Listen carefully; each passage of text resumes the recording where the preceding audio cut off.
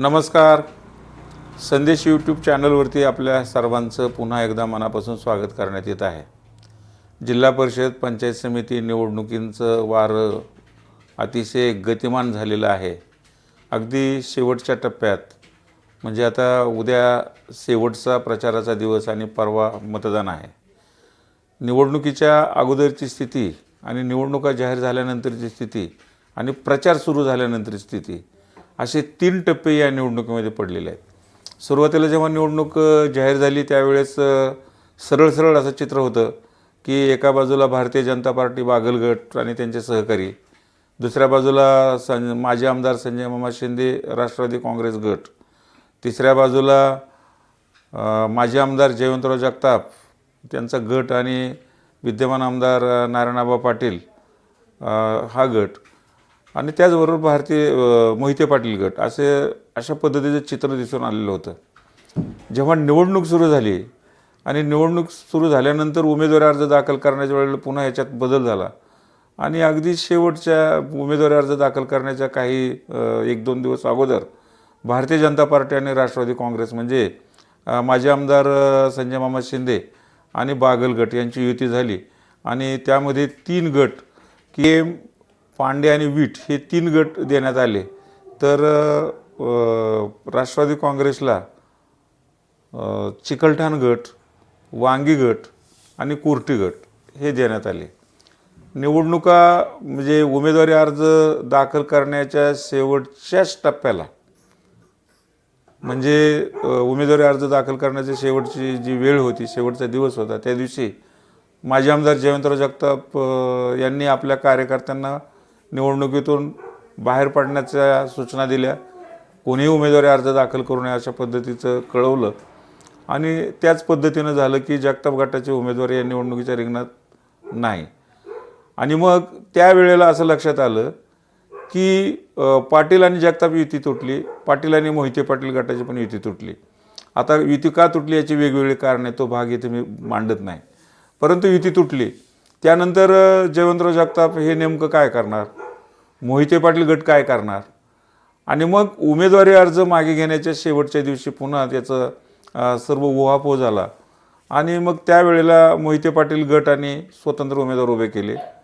परंतु जगताप गटाचे मात्र उमेदवार राहिलेले नाही आणि त्यानंतर जेव्हा प्रचार सुरू झाला तेव्हा त्या प्रचाराच्या दरम्यान जयवंतराव जगताप यांनी अगदी बार्शीचे राजा राऊत आणि पालकमंत्री जयभाऊ गोरे यांच्या मार्गदर्शनाखाली थेट राष्ट्रवादी काँग्रेस आणि भारतीय जनता पार्टीला पाठिंबा दिलाच नाही, तर त्यांनी या निवडणुकीमध्ये गतिमान पद्धतीनं प्रचार केलेला आहे.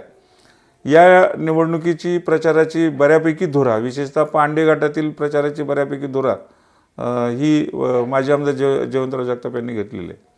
आता या युती घडामोडी ज्या काही घडल्या, या सगळ्या घडलेल्या घडामोडीमध्ये पहिलं जे चित्र होतं ते चित्र असं होतं की या ह्याच्यामध्ये म्हणजे वांगी, चिकलठाण आणि केम हे जे 3 गट आहेत, हे 3 गट म्हणजे विद्यमान आमदार नारायणआबा पाटील यांना मानणारे किंवा त्यांचे कार्यकर्ते जास्त असणारी संख्या असण्याचे 3 गट होते. बागल गटाकडे केम, पांडे आणि वीट हे जिल्हा परिषदेत गट दिले, तर राष्ट्रवादी काँग्रेसमध्ये संजय मामा यांच्याकडं चिकलठाण, वांगी आणि कुर्टी हे 3 जिल्हा परिषदेत गट दिले. त्यातील गण पण त्या ठिकाणी काही कमी जास्त करून दिलेले आहेत. एकंदरीत या संपूर्ण स्थितीमध्ये हे जे एकी या ठिकाणी 2 गटाची झाली आणि 2 गटाची एकी झाल्यानंतर तसे त्यांचे फॉर्म दाखल झाले आणि उमेदवारी अर्ज ज्या दिवशी दाखल करायची शेवटची वेळ होती त्या शेवटच्या वेळी माजी आमदार जयवंतराव जगताप यांनी आपल्या कार्यकर्त्यांना उमेदवारी अर्ज दाखल करू नका, आपण तटस्थ राहणार आहोत अशा पद्धतीचे आवाहन केले आणि तशी पत्रकार परिषद पण घेतली. त्यानंतर पुन्हा असं लक्षात आलं की मोहिते पाटील गट आणि पाटील गट एकत्र असतील आणि उमेदवारी अर्ज त्यांचे दाखल झालेले आहेत अशा पद्धतीचं चित्र होतं. पण ज्या दिवशी उमेदवारी अर्ज दाखल करण्याची म्हणजे उमेदवारी अर्ज परत घेण्याची जी वेळ होती त्या दिवशी पुन्हा एक असं चित्र निर्माण झालं की मोहिते पाटील गट हा पाटील गटापासून वेगळा झालेला आहे. म्हणजे पाटील गटाबरोबर मोहिते पाटील गट पण वेगळा झालेला होता, जगताप गट पण वेगळा झाला होता, पाटील गट एकटे राहिले होते. इकडच्या बाजूला मात्र बागल गट आणि संजय मामा शिंदे भाजप आणि राष्ट्रवादी काँग्रेसच्या भूमिगत होते, तर जयवंतराव जगताप हे तटस्थ होते. या निवडणुकीचा प्रचार सुरू झाला आणि प्रचार सुरू झाल्यानंतर आता जयवंतराव जगताप कोणाला पाठबळ देणार, अनेकांनी गाठीभेटी घेतल्या, सर्वत्र त्या ठिकाणी आपल्याला पाठिंबा मिळावा, आपल्याला पाठिंबा मिळावा अशा पद्धतीचे काही उमेदवारी त्यांच्याकडे जाऊन आले.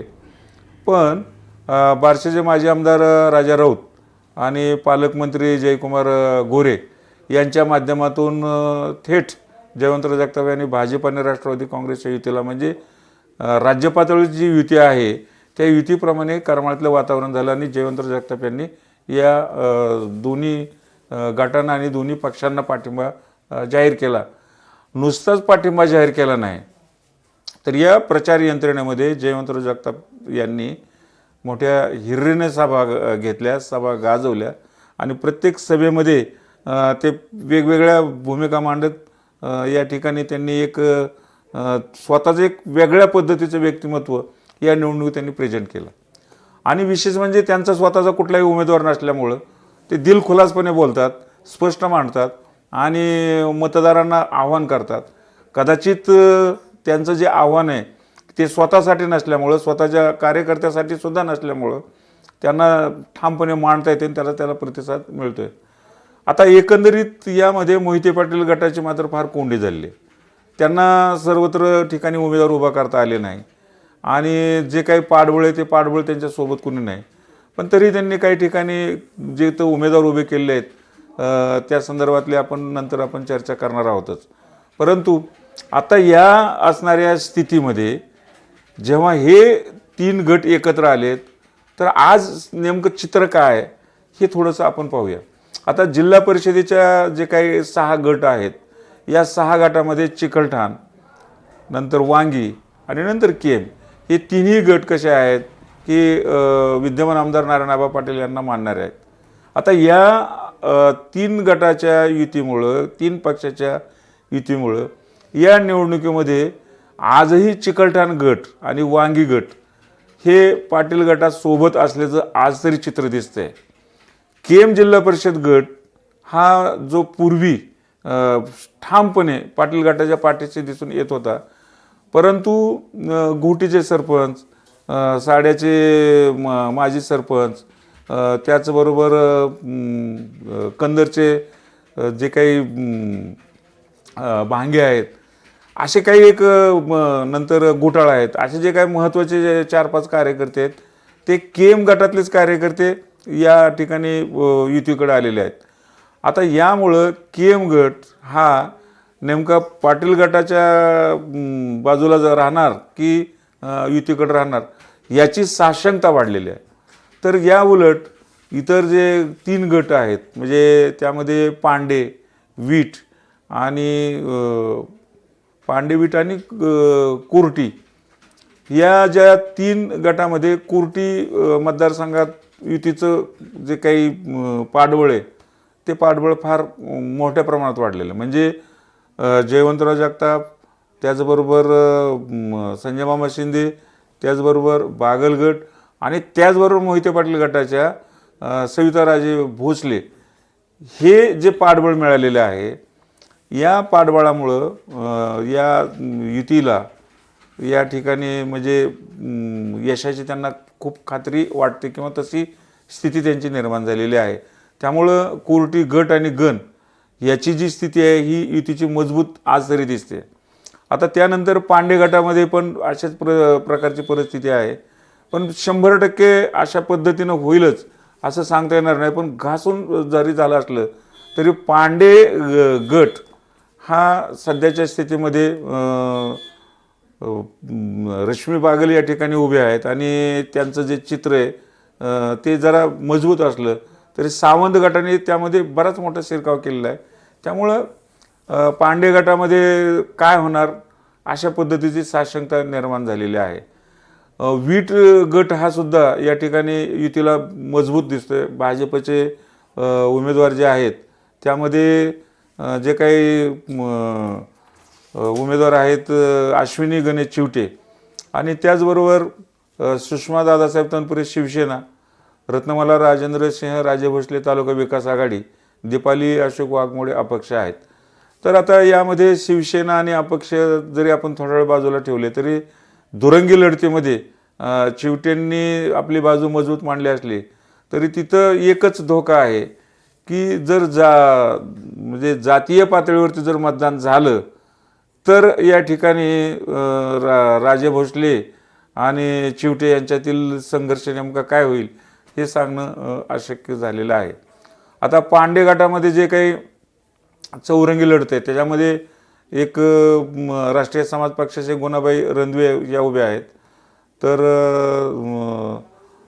त्यांची जरी या ठिकाणी गणना रेसमध्ये नसली तरी तिरंगी लढतीचं चित्र दिसतंय आणि या तिरंगी लढतीमध्ये राणे संतोष वारे, ज्योती राहुल सावंत आणि रश्मी दिगंबरराव बागल यांची लढत घासून असली तरी आता या सगळ्या स्थितीमध्ये युतीला मात्र या ठिकाणी पांडे गट आमचा हमखास आहे अशी युतीच्या कार्यकर्त्यांची अपेक्षा आहे. पण नेमकं काय होणार हे आपल्याला भविष्यात कळेल. कोर्टी गटामध्ये दुरंगीच लढत आहे आणि दुरंगी लढत असताना एका बाजूला 4 गट आणि एका बाजूला फक्त पाटील गट, त्यामुळं त्या ठिकाणी जरा थोडंसं चित्र हे जरा तालुका विकास आघाडीचं अडचणीत असल्याचं दिसतंय. आता एकंदरीत दुसरे जे हे आहेत जे गट आहेत तर त्यामध्ये चिकलठाण गटामध्ये पंचरंगी लढत होत असली तरी त्याच्यामध्ये खरी लढत होते आहे ते प्रशांत हनुमंतराव पाटील राष्ट्रवादी काँग्रेस आणि प्रमोद वामनराव बदे तालुका विकास आघाडी. आता यामध्ये काँग्रेस आयचे पण एक उमेदवार आहेत, तसेच शिवसेनेचे पण अजिंक्य सरडे आहेत, अपक्ष जालिंदर कांबळे आहेत आणि काँग्रेसचे अशोक वाघमोडे. असे पंचरंगी लढती जरी असली तरी दुरंगी लढत या ठिकाणी जोरदार होत आहे आणि या दुरंगी लढतीमध्ये प्रमोद वामनराव बदे हे म्हणजे संजय मामा शिंदे गटातून इकडे आलेले आहेत. यामध्ये केरू गव्हाणे भाऊसाहेब, नंतर वामनराव बदे, तसेच तात्यासाहेब मस्कर हे 3 दिग्गज इकडचे लोक इकडे आल्यामुळं चिकलठाण गटाची जी परिस्थिती आहे चिकलठाण परिस्थिती जरी हे गट एकत्र आले तरी अगोदरच हा विद्यमान आमदार नारायणआबा पाटील यांचा गट प्रबळ असल्यामुळं हे लोक इथं आल्यामुळं तो गट निश्चितच पाटील गटाच्या दृष्टीनं मजबूत दिसून येतोय.